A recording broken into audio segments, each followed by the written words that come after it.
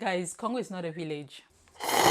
Remember when you said it doesn't get better than... Hi loves, welcome and welcome back to my YouTube channel. Till this day, I still get DMs and emails of people asking me about Congo.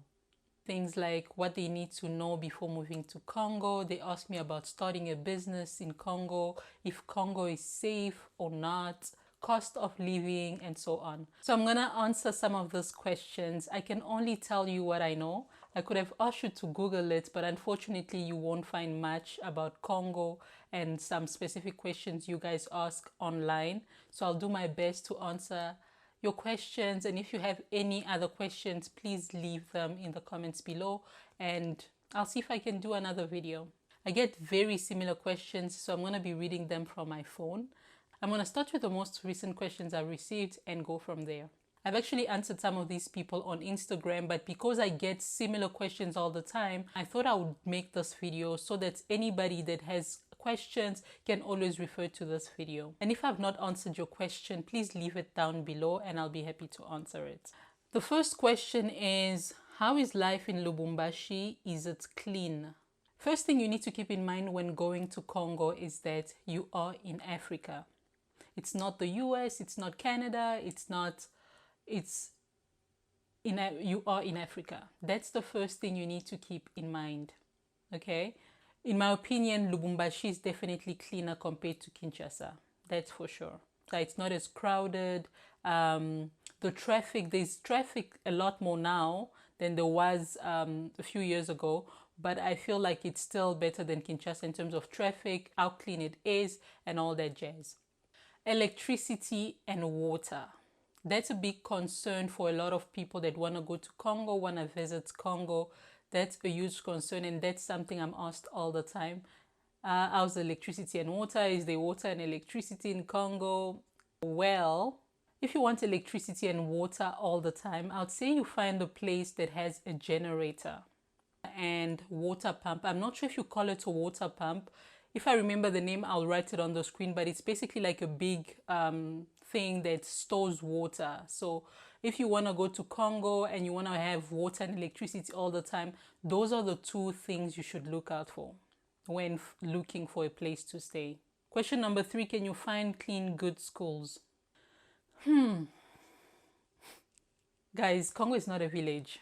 There are villages in Congo, there are places that are not as developed, but you can find a clean, good school, but it might be a little pricey, depending on what your lifestyle is. There are different ranges, just like in any other country, but it all depends on what you are willing to spend. To answer your question, there are clean, good schools in Congo. What are the neighborhoods like? Can you find a good, clean, safe neighborhood in Lubumbashi, Congo? Yes, you can. You can find a clean, good neighborhood in Congo. It's all relative. What do you mean by safe? Safe compared to what country? Compared to what exactly? To answer your question, yes. Most roads in Congo, Lubumbashi are not very good. You can find decent neighborhoods to live in peacefully with no problem. You need to be very intentional about what you're looking for and actually search for that. But yes, you can. There are good, safe, relatively safe neighborhoods in Lubumbashi and Congo in general, Kinshasa as well. What do you think of Congo? Is it safe? When somebody asks me if Congo is safe, I always wonder, like, what are you comparing it to? What do you mean, is it safe? Is it safe compared to South Africa? Is it safe compared to Canada, to the US, to the Netherlands? What is it safe compared to? But to give you some type of answer, Lubumbashi can be safe depending on where you live, just like in any country, right? But you need to be careful, but it is safe compared to other countries. For example, South Africa, I feel personally, that's my opinion, I feel a lot more safer in Congo than I would feel in South Africa, because I feel like in South Africa I always have to watch my back for some reason, but in Lubumbashi I feel a bit more safe. So I don't know, maybe this example gives you a good idea of the safety levels in Lubumbashi. The tips that I would give you when you want to buy apartments or build in Congo, you need to make sure that you trust the people you are assigning to do this job. You can easily be crooked, especially if you are not there sur place. My one tip would be make sure you trust the people you're buying from. Basically, that's it, because you can easily be crooked. It's just like in any country, if you don't live there and you're just trusting people blindly, that's not very smart. So yeah, that's one tip I'd give you. Going back to housing, I'm also going to be addressing something about housing in Congo, specifically Lubumbashi. Apartments that I've shown on this channel was some of the new constructions at the time. And yes, that does not excuse the price. I've seen a lot of comments, people talking about how expensive the apartments is, people asking me about if those are the real prices, is it per month, is it per year? So to clarify it, those were the prices of the specific apartments I went to visit. And also, if you've lived in places like Canada, I can assure you that the prices are pretty much the same, if not more expensive in Canada. And you get less than what you would get in Congo. Still, that does not excuse the price, as I said before, but these are not just prices in Congo. These are prices that you can find in other countries as well. There are different range of houses. You can find really cheap houses. You can find really expensive houses.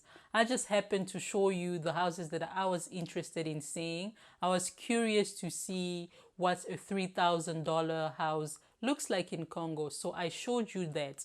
But you can definitely find cheaper in Congo as well. It all depends on how much you are willing to pay. Makasi na yo moko. Okay? So, yeah. How to start a business in Congo. Guys, to be quite honest, I do not know. I don't know how. I'm even scared to start a business in Congo because I don't know the ins and outs on how to go about it. But if I see that a lot of people are interested and you guys express your interest in the comments, maybe I could get somebody that has lived outside Congo, that went back to Congo, that can explain to all of us how to start a business and just the whole process. We'll see. But I can say that Congo has a lot of business opportunities. If you can bridge the gap in the market, I believe you can definitely make it in Congo doing business. However, it might be a little difficult in the beginning, especially if you've never lived in Congo and you're just going there for the first time. Like I said in my previous videos, if you want to move back to Congo, please make sure you do your research. When I started making videos about Congo, it really wasn't for me to advertise about Congo and convince people to go to Congo. I was really just filming my experience, and people happened to like that and were interested to move to Congo. So I would always tell you to do your research before you move to Congo. Make sure you visit Congo at least once before you decide to permanently move there, just to be sure that that's where you want to live. So that would be my advice for moving to Congo. And really just remember, Congo is what you make of it. I really hope this video helped. If you have any other question that I have not answered in this video, please leave it in the comments below. And if you're not comfortable leaving it in the comments, send me a DM on my Instagram at JessiLove and I'll be happy to answer you. Or if I get a lot more questions, I can always make another video.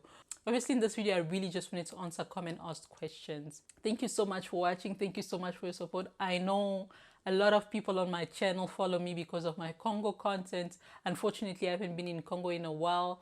But thank you so much for sticking around. I appreciate you guys. And I will see you in my next video. Bye, guys.